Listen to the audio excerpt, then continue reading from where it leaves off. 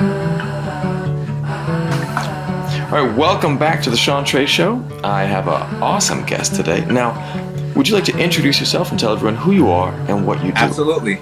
Well, thank you, Sean, for allowing me the opportunity to be on the show today. My name is Keibway Greaves. Let's start off, I'm a husband and a father of 3 kids. What I do is I am a music producer. I am an engineer, producer. I'm also a musician myself, so I play as well. Do a little bit of songwriting, but majority of my work is done. If I'm not playing, then I'm in the studio doing exactly what I'm doing here. I am the CEO. I'm the owner of my own company that I started less than 2 years ago. I started this company called Keys Production Inc. It's a growing business. It was founded on the principle that give people the opportunity to make something of themselves.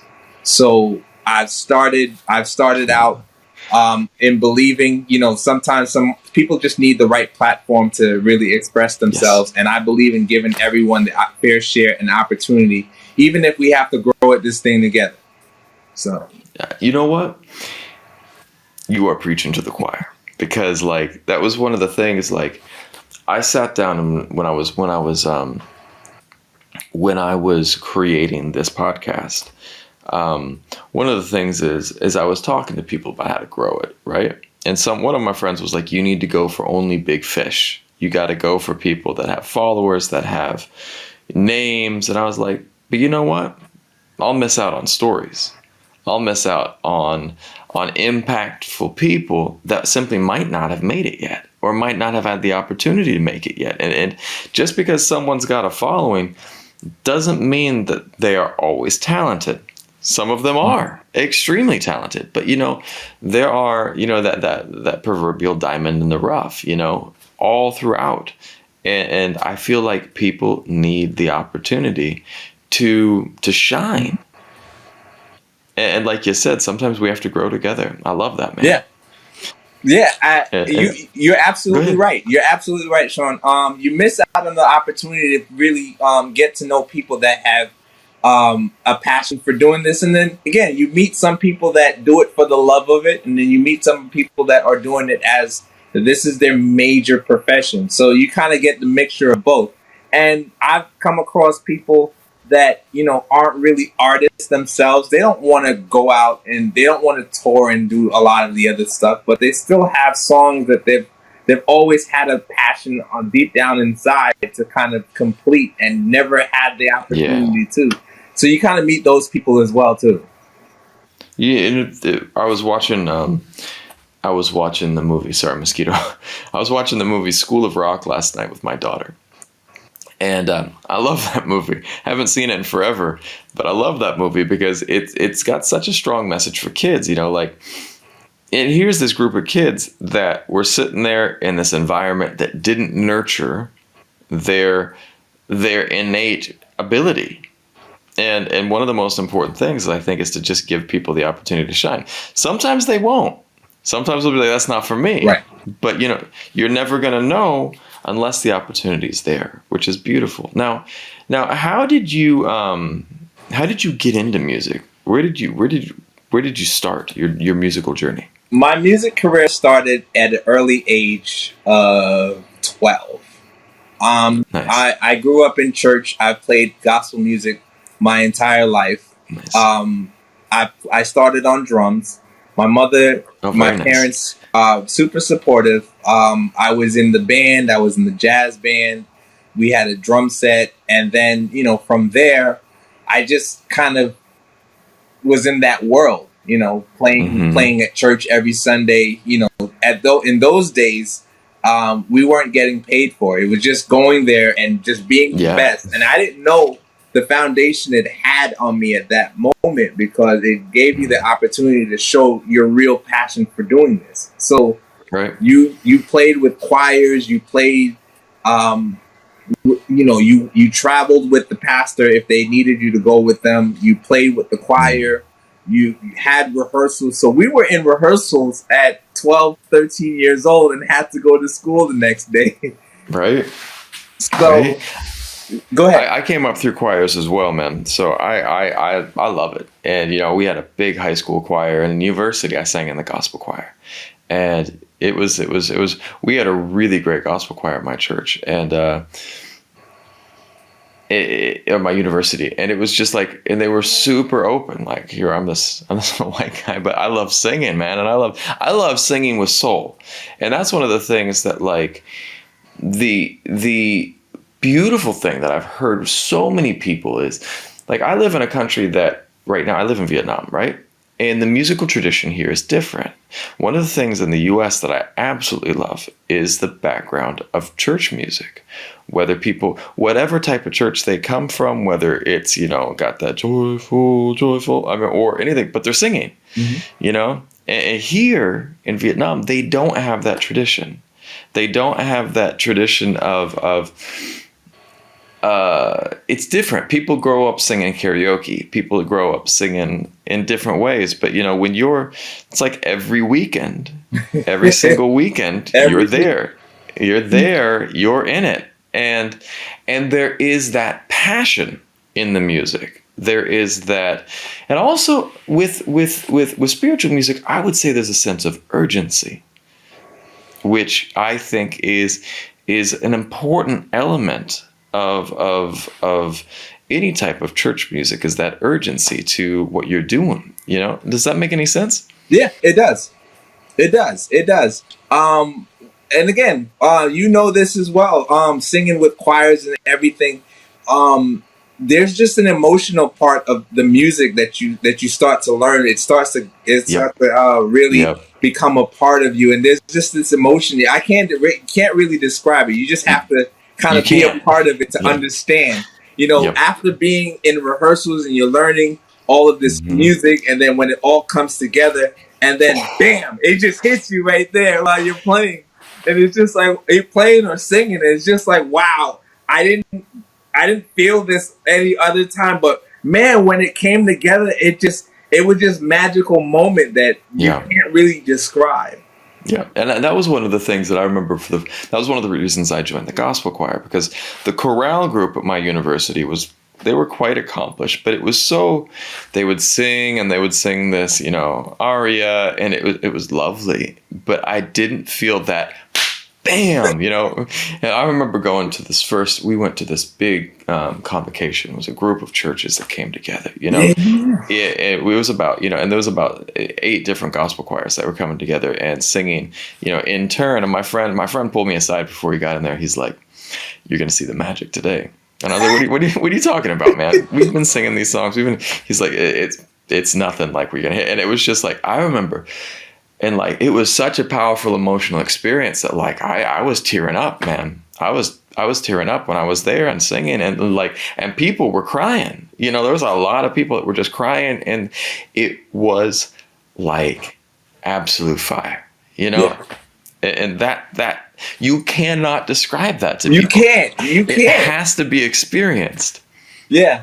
You have to be in the room.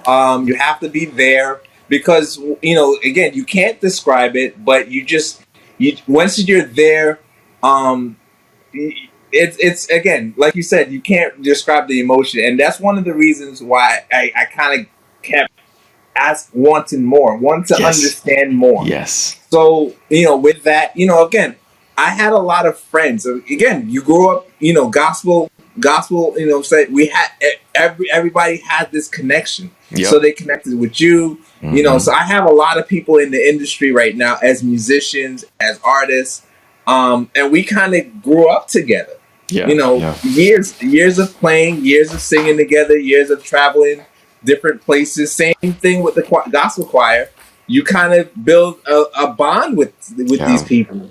Yeah. And then eventually they grow out, they expand, they do other things. So now, you know, this was fast forward years later, I transitioned from playing drums after I got out of high school, and I was the organist. I was the guy on keyboards. Yeah. So that is an extremely important position for gospel music, you know. Yes. The organist. Keyboard organ.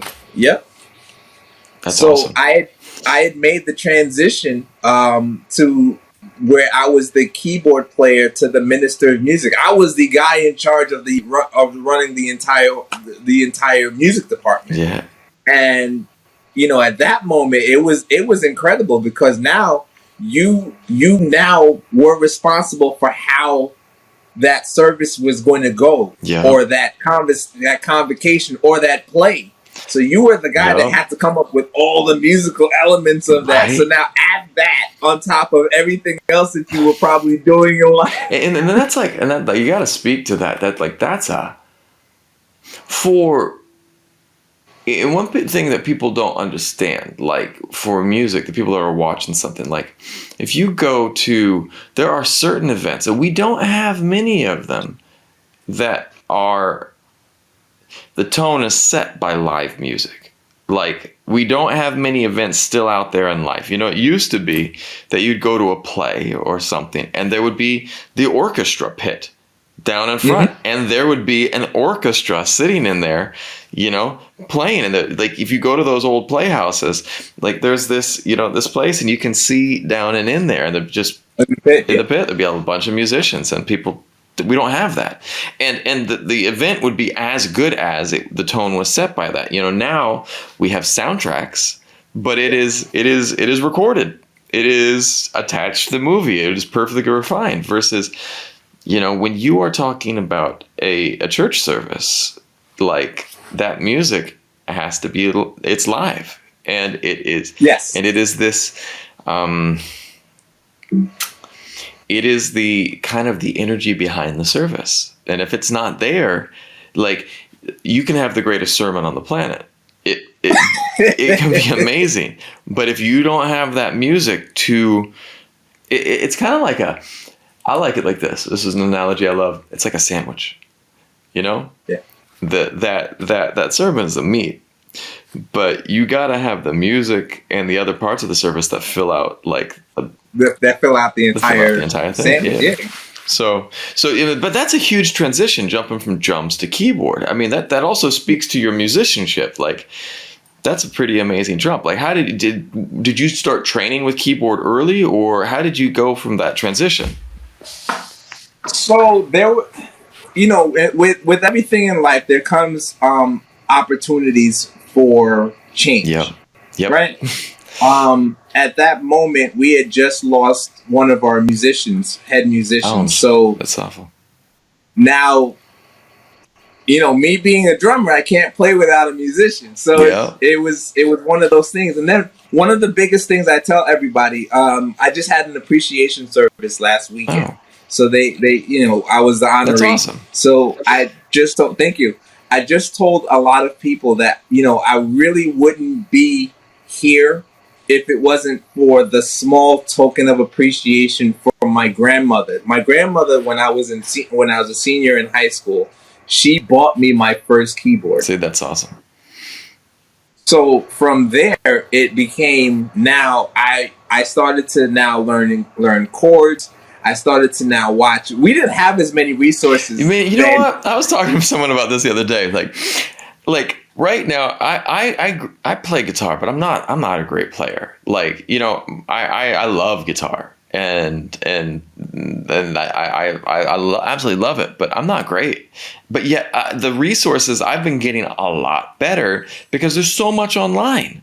There's so many apps, and there's so much out there. It's amazing. And I was like, if I was a kid, when I was a kid, I rolled up to the guitar store, and there was like 8 or 9 books, but there was the intro book, and it was horrible. And it was like it was just like, but it was this huge leap before you can start playing stuff, and it's interesting. Well, and I think that's really powerful that you're talking about, like, people investing in you, because I think for most of us, there's always this. I remember when I was a kid. I'm more of a director producer now for film, and I love music, and I do music with my wife. But she's the musician, and I'm the video side of what we do. And I remember my high school. The big thing, it was a gymnastics team. not a basketball team, not football. The gymnastics team. I was a weird high school, but they had this gymnastics team that was the thing, and all the cool kids were on the gymnastics team, and they're actually really good. They were like acro people standing on people's shoulders doing flips and stuff. And so what happened was I didn't make the gymnastics team, and I was devastated. I was like, "What is this, man? I'm not gonna be on the team." And the coach came up to me. He said, "Can't make the team. Yeah, keep practicing. Maybe next year, but we need a videographer. I need someone to come and shoot all of our live events." And I got paid for it. That was my first video job, and that kind of set the tone. After that, like I just got really good with the camera, and so you don't know what that event is that's going to be the thing that kicks things off. Exactly. It was like one of those things that you didn't really expect. A lot of, again, for us when I was growing up, the musician never left, in my eyes at least. Yeah. And then when that spot becomes vacant, then who steps in? So at that point, we didn't have a musician. So of course, quite naturally, it was just like, well, what are we going to do? So again, that's when the opportunity presented itself, and either you rise to the occasion or you just don't do anything at all and just wish you would have done something sooner. So such a powerful truth that not enough people embrace. That I remember when I met my wife, and it was this happy accident where I felt like I was being pulled by the divine to go to where I went at that day. But yet we can have those opportunities put in front of us, but God can just be like, here you go. This is your thing. But you have to be willing to step through that doorway. Yeah. And I remember meeting my wife, and like I was standing there and I was like, "Oh, nice to meet you." And then she laughed, and I was like, I just dropped the ball right there. But then I went onto my friend's Facebook page, and I found her because we were friends through a mutual friend had introduced us, and I was like, I really dropped the ball back there. I'd love to ask you out for a coffee, because I was terrified. She's this amazing. My wife is a professional singer here in Vietnam. She was the first winner of Vietnam Idol, and so she's legit, And it was like, I didn't quite equate, but I was like, I need to do this, and it was the best decision I made. But I had to make that choice. Right. That door's there. So you stepped through the door. You became the organist, the keyboard player. Yep. What happened after that?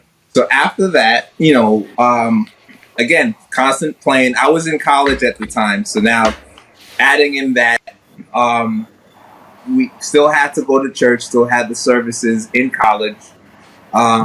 So church had it grounded me with a lot of the foundation. It gave me responsibility because I still had to make sure I had to, services had to be covered. And, but with college and everything, how college was. Oof. With the intense courses and intense classes that you had to take, practicing time. And, for me, I had a very understanding pastor because he graduated, from a top school in Texas. So awesome. He's a strong supporter in education. If anything, nice. He understood the importance of making sure that you had an education, went to school. We had no he wasn't our. I had my dad. He wasn't our father, but he was one of those that said had no option. Strong father figure, Yeah. You have no option. What did you study in university? Were you a music major, or? I was a music major. I went to Nassau Community. Nice. Well, that's awesome, man. So, all right. So, where'd you go from there? So from there, I went to. I did the whole playing and everything after I finished college. Did the whole playing. I started playing out more. Then I got married. With kids and stuff like that. I was still playing out with musicians and everything, because you kind of stay in that circle. Yeah. And then as I started to have children, my responsibilities at home, with helping my wife raise the family, I said, well, how Yeah. long can I be a musician? Not saying that there's anything wrong with people that go out and they do music for a Understandable. living. But, Yeah. you know, for me, it was like one of those things where I said, my wife needs me at home. So any artist that I was playing for at that moment, I went to them and they were very understanding and very supportive. But I went to them and I said, hey, my wife needs me at home. My kids are young. I can't go out every single weekend, or I can't play this show every single time, because these artists, they get called all the time. Yeah. God bless them. You know, Yeah. sometimes they have to miss some very important things in their life, but this is what one of the things that they do. So God bless them. But Yeah. for me, I know for me at that moment in my life, I had to make the transition. And again, my wife is super supportive of me doing music. So one of the things she said, well, she didn't want me to stop playing. But she kind of felt like, well, what are you going to do now? So production was right up my alley, Yeah. because you know, having some of the equipment, you see the keyboards that they have. Yep. They have the sequencers and everything inside of Mhm. them. So you started to understand a little bit more. You started to break down records, the things that you would be learning. You remember when you had to, like, when you were learning music, you had a CD player or something. Yep. You had to rewind. Yep. I totally. And man, I'm going back to cassette days too. You know, Cassette You know, tapes. I got a ton of cassettes here. I'm still a cassette fan. You know, and you know, you make that. You got I'm a purist, man. I got my cassettes, I got my LPs, but I mean, you're so spot on. Like, you had to go, and physically there was something you had to get your hands on, and you know, and like, and everyone had their own system. Everyone had a system that was built out. You know, I think one of the beauties with the new technology is that there is more access, but I feel like so many people, their systems don't support the new technology. You know, like you were getting all of this crazy, you know, high definition audio, and then people are listening on like a tiny Bluetooth speaker, which I love that you got the Bluetooth speaker and you can take it with you anywhere. But you know, there's something that should be, you gotta respect the system. You know, the system, Yeah. the respect sound system. So, but again, that's really interesting. So, having kids change things, and for me too, man, I understand completely. When my wife had our daughter, like, we were faced with this situation about, you know, how's this going to play out, and because my career, I could do more from home, and my wife's career, she had to go out and be performing, and you know, had to be working on her stuff. So I became a stay-at-home dad to support kind of what she was doing, because my video production I could do here, but you know, she needed help.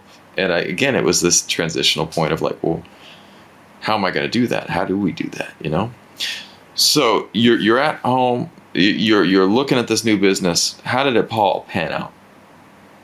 So I also do one of the other things that I do for a living. I'm a software trainer. Okay. So I work for a EHR, electronic health record company. Oh, really? We design softwares for the state of New York. That's pretty awesome, actually. So that was another opportunity. Again, one of the things that I learned as a young man is learning how to use what you have and pivot. Yep. So If you got a skill even set, being man, a musician, if you've got a skill set, like, why let it sit? You know what I mean? Like, this is one of the things. So I'm sorry to interrupt you, but like, this is something that people often tell me. Like, people will be like, so for me, I'm going to give you an example. I've taught for a long time. As I developed my film and music and other careers, I still would work as a teacher. And because it was a skill set I had. Even now, like, even though, because it was a real tough time during COVID for us, so it slowed down. So I went back to teaching part-time just because it pays for my master's, and I'm doing my master's right now in screenwriting. And, you know, so there's this trade-off. And, but like, people were like, well, do you feel bad going back to teaching part-time? I was like, why would I feel bad about making money in a way that I can make money? You know what I mean? It's like, I think we judge so much because artists, I understand, want to be an artist or want to have this business being the one thing that provides the money. But yet, why limit yourself if you can, have a separate revenue stream that's also funding Yeah. creativity? Like, yeah, Right. Right. makes that's So awesome, man. yeah. So I pivoted over, and again, taking everything that I've always Yep. used, management Yep. skills, and you start to really understand how much of what it is that you do after you really sit down. If you ever sat down one day and kind of like went through all the tasks that you've ever done in life, and said, well, I was in charge of a budgeting system, so there's some management Yep. experience there because I had a Yeah. budget. I had to stay within the budget. I had to manage everyone's schedule. I had to make sure certain tasks were done. And on the other side, effective Yep. communication. Because if you're teaching parts, you have to be able to Yes. effectively communicate to just about any audience that you're going to get every single week after week. So People who haven't grown I up in think, choirs don't understand the intricacies of teaching people their parts, and I would love to say that, all the singers get it really quickly. But there are those of us who sometimes it was like dunk, dunk, dunk. I'm going to put myself in that camp. Not like I'm this person who picked up my line, my part perfectly. There were people. Sometimes it takes time, and communication is so important. You nailed it. Please continue. I know exactly because there's an art to this. You have to have, everyone asks how I do it. Mm. Um, and what is my approach when going into a room of people that you don't know? And how many people are in the choir? It's not a small number sometimes. It depending on the situation, you can have as many as small as 20 to going up to as large as 75 to 100 people. Right? So what I've learned is you have to, one, be confident in your material. Oh, I like Know your material, know the ins and outs of it, and then understand that people, for me, I always understood that there are some people that may not understand one way to receive information. Yes. So I have to find a common denominator to reach even the person that may struggle without making them feel any type of way. So, because I sat in that shoe before. Right. I sat in the shoe where there's a lot of things that I didn't understand, Yep. and I understood exactly how that made me feel if I didn't get something right away. Right. So learning how to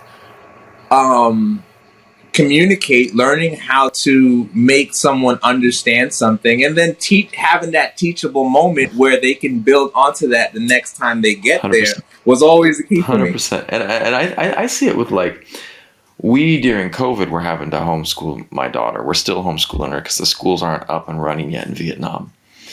And one of the things is I had a Vietnamese tutor work with me. Awesome teacher, awesome lady. My daughter does not learn. She is, so many kids are like auditory learners, visual learners. My daughter is Right. a tactile learner. She has to do. She's just like her mama. My wife, if she's like her and her mom, they make things. They're just such, like all my wife's costumes that she ever wore on stage, she made it with her mom. Everything. Like Oh, wow. all of these crazy glamorous costumes. I told her, like, if she ever, at some point in time, if she came to the States, man, she could make a ton of money doing costumes for singers. Like, it's crazy. Like, they're amazing. And my daughter was sitting there and she was losing her mind, staring at this webcam as this teacher was like, just write this word. And finally, I was like, it was so bad that I had to step aside and going, we are failing my child. We are failing her and it had nothing to do with her. It had everything to do with how we were presenting the information. And so I was like, I bought a bunch of Play-Doh and clay, and we already had Legos and blocks. And I said, okay, you want to teach her the alphabet? Let's shape the letter with the Play-Doh. And boom, suddenly a new communication style changed the game. That was it. Yeah. And she can read now. She's great now. But there was a new style that was needed. Yeah. And now, so I love that you touched on that, because as a person who is a manager, leader of people, if you can't communicate, It's trouble. It's trouble. And again, it just takes it. There's a little bit of sensitivity that you have to yep, really have. But ultimately, again, for me, it was always learning how to reintroduce fresh ideas, reintroduce a different I love approach that. to things. And that's how I got around it. So when you had those situations where you walk in, fresh guy, they don't know, and then you go in there and you have an execution plan, and then don't be afraid. Don't be Yeah. afraid to have a plan B or a plan C. Yeah, I was gonna say, quite a few backup plans. I remember once when I was my first class, when I was teaching a bunch of kids. And so I was teaching these little kids. I was right after university, teaching a bunch of kids English. And I walked into this room, and I had done teacher training and all this, and I had a bunch of activities planned. And I looked over at my teacher's assistant, and she's like, "What games do you have planned for today?" I was like, "Games? What do you mean games?" And she looked at me, she's like, "It's going to be a long 2 hours." And I was like, "Oh man."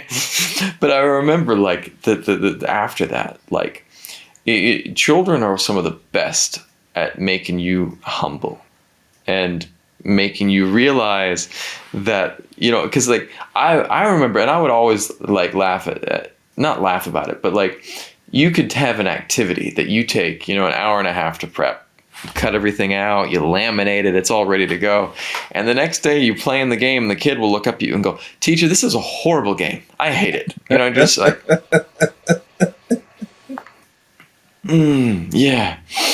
And I think that you have to have that adaptability, and you have to be ready to say, "All right, I just struck out with this idea. Yeah. We will," and it's a humility to say, "All right, I tried. I'm happy I tried. But let's do something else." Right. Yeah. Well, that's awesome. So you're managing these people, and you also you have this second business that you're working with. Yes. So I work for a software company, and I've been with them for a few years, about 5 years. This is my 5th year with them.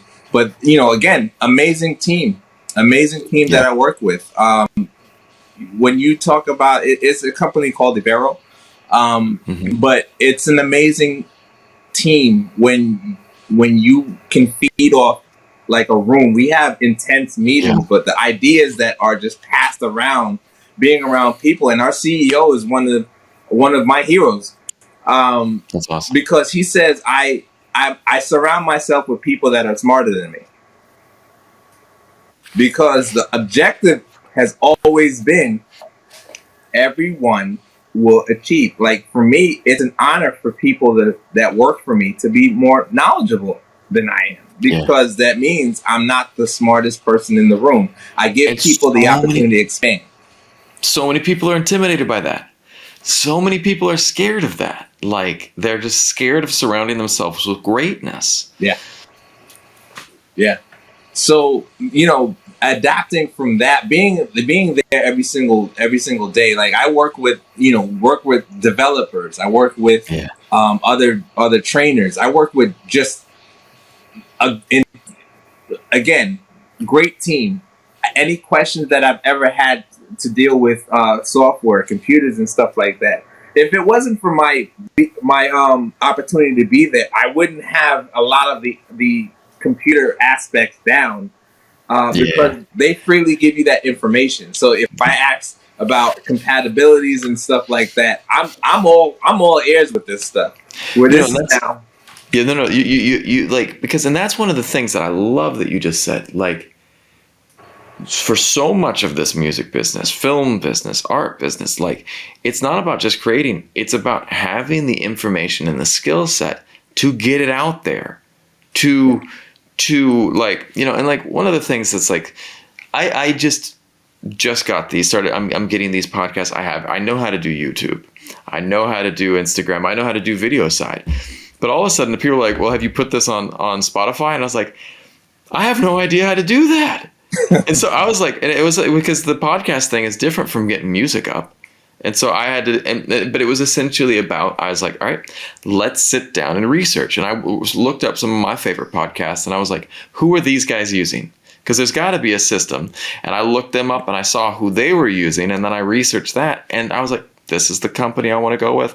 And I worked with them and it was effortless. But there was that fear and that limitation because I had a lack of information. Right.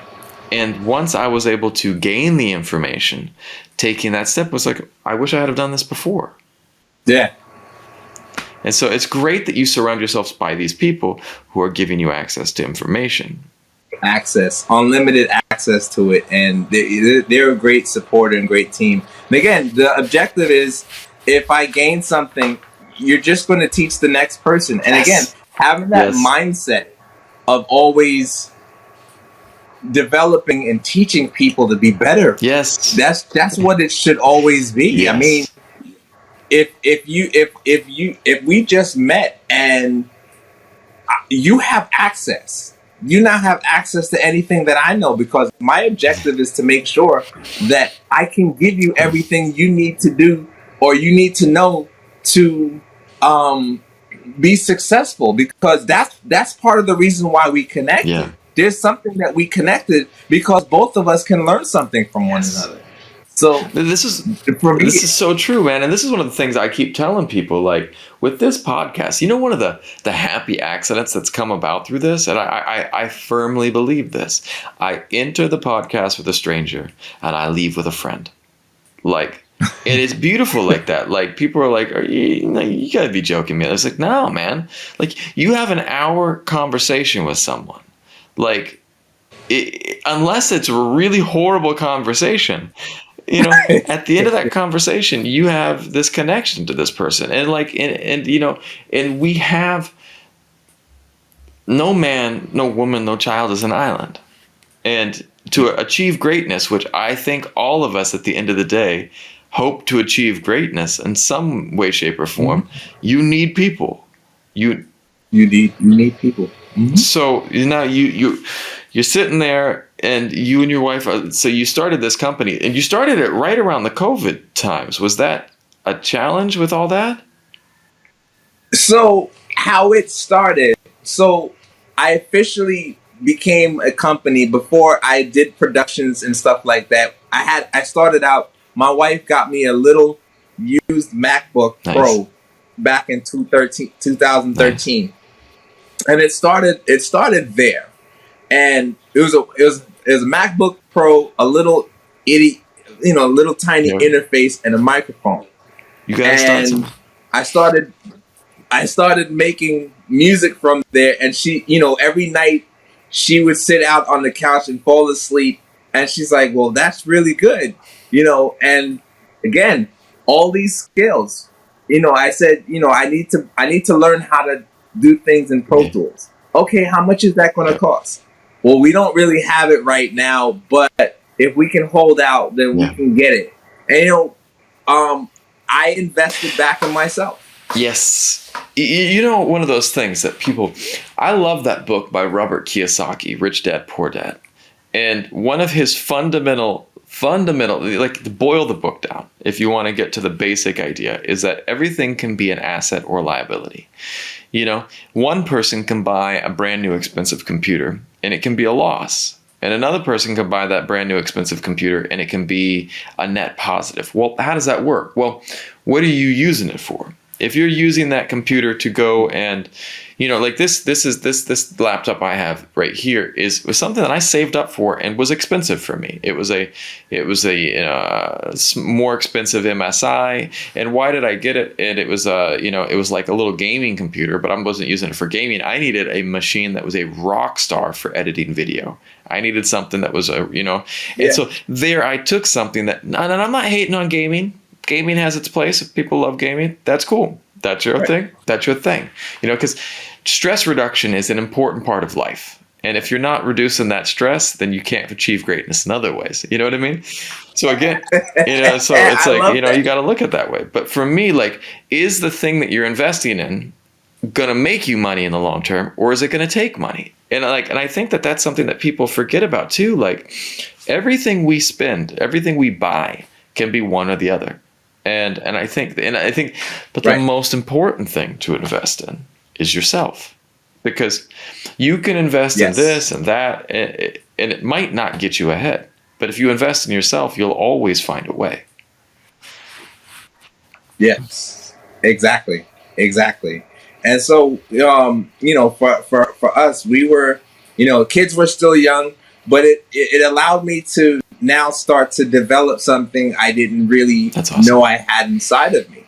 So, fast forward, again, 2014, 2015. Now I'm officially Mm-hmm. producing for someone. They said someone, a friend of mine called me up and said, I've always wanted to do music, but I don't know anybody that does music. Can you help me? Okay, no problem. I said, let's put something together. We put out a single. We put out her first single in 2015, and it That's got a awesome. lot of attention. And then we started working on some other music, and then once it's about the second or third record that came out, now my name is Yep. now being Yep. called,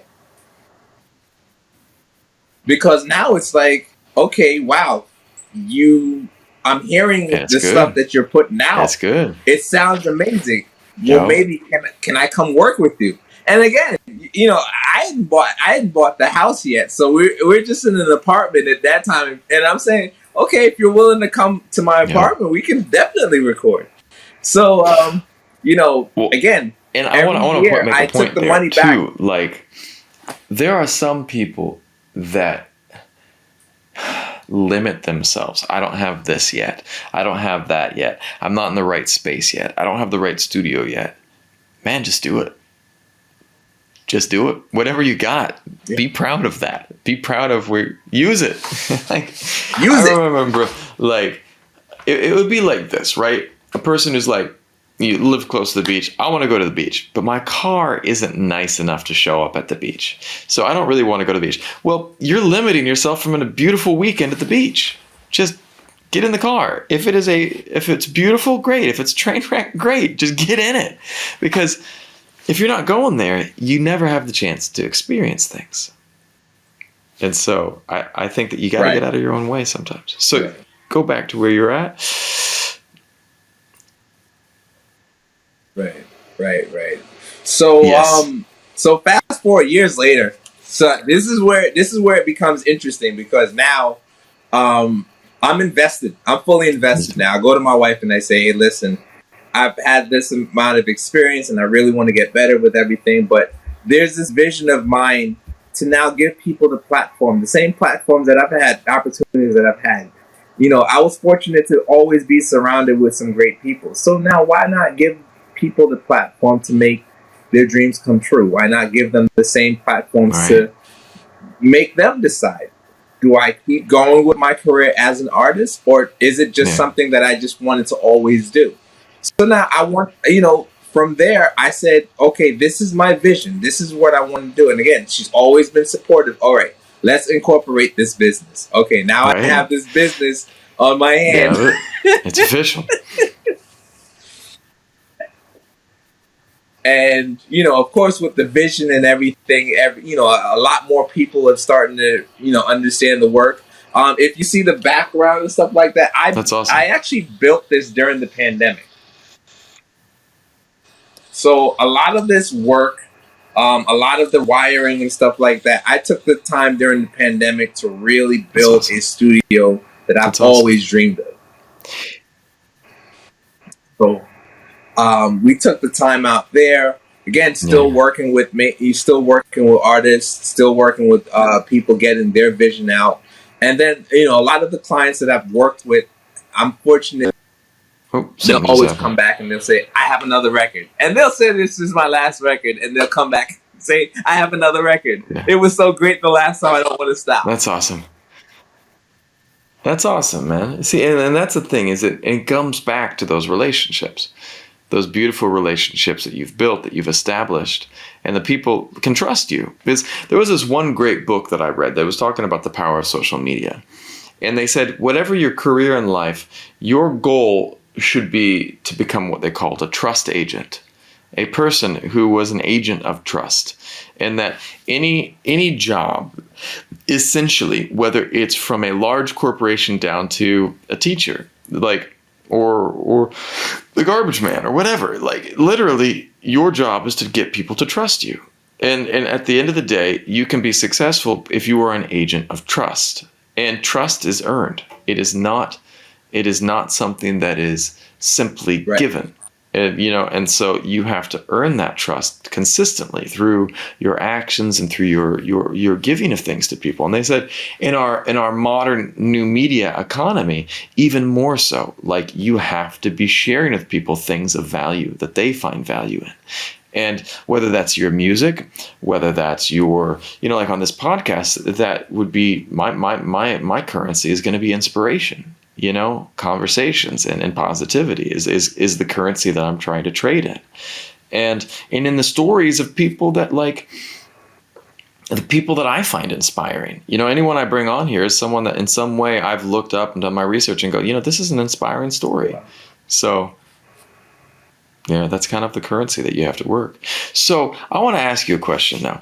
If you could go back in time, because I'm already knowing I would love to have you back on, because we're not going to be able to get to like your creative process today, and I would love it if you're open to it to bring you back on absolutely another time absolutely and talk. I want to hear about your creative process, but today I want to ask this next question as we start getting to a point to wrap up, but like not yet. We still have time, but what's this is the question. If you could go back in time and talk to a younger version of yourself, not changing things, but what advice would you give your younger self? Just do it. I gotta be honest with you. A lot of times, there were times wasted where I questioned myself with the timing, because I felt in some ways I wasn't ready. And the problem really was more of my own insecurities at that age, because comparatively, it was always against the person that was doing a lot better than you. So if you saw someone else playing probably more chords than you were at that moment in life, if you saw someone that was playing, it didn't mean that they knew more than you did. It just meant that, maybe they were exposed to different things that you weren't exposed to yet. And that's so, and again, that's okay. But then there are things that you did know. For me, there are things that I did know that someone else may not have known. I'm told all the time, I'm the great, I'm the reason why a lot of people feel comfortable working with me is because I communicate things well. Like I will do a tutorial on things that I've known and what has helped me. And my friends will tell me, like, I look up to you because I watch how you do certain instructionals. And I didn't understand it watching YouTube, but the minute you said it, a light bulb went on. That's awesome. That's awesome. So it was just do it, because the younger version of me, again, I had to learn. It's a learning process. But if that would be the only thing, because I would like to have known just, hey, whatever it is that just use it. Use what you know. Build off of what you have. You have great ideas. The world needs to understand that even though you may not think, or you may not feel that you measure up to everybody else all the time, it doesn't make you less than anybody else in the world. Your ideas matter, your thoughts matter, and then your perception matter, because as a musician or as a creative being, you will see the world differently than the next person. Yes. And we need people to share their stories. We need people to share their creativity, which again comes back to what we were both talking about in the beginning. It's about giving people a chance, giving Yes. people that opportunity. Well, man, Yes. that is a beautiful story. I would love to have you back on. But for today, I want to say thank you for sharing your beautiful story, man. And we'll set that up. So people that are watching, we're gonna have a part 2 of this because I want to hear your creative process. I would love to hear that because Absolutely. I think that's one of the most important things. But is to look at how people create. But this has been so informative, man, and I really enjoyed it. So thank you for coming on. No, I appreciate. Listen, anything for you, Sean. You listen. I saw. I'm so fortunate, and I've even told. I told some people. I told my wife. I told a couple other producer friends that I know. I said, listen, I don't know what it is. The extension of the invite, extending the invite.